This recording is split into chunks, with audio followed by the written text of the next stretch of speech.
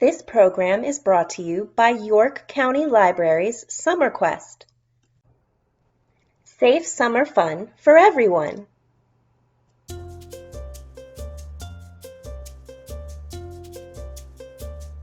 Today's craft, flying paper birds. You will need a large straw, a smaller straw, and a paper bird.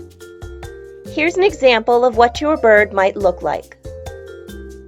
First, gather your materials.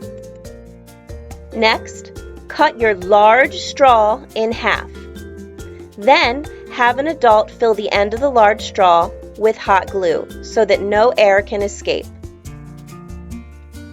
Once the glue dries, you're going to tape the large straw to the back of your paper bird.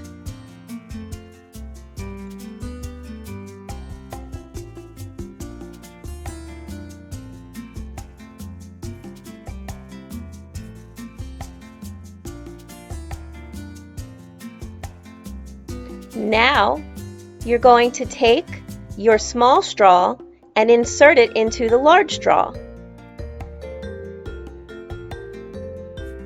Now your bird is ready to fly. Simply blow into the straw and watch the bird soar.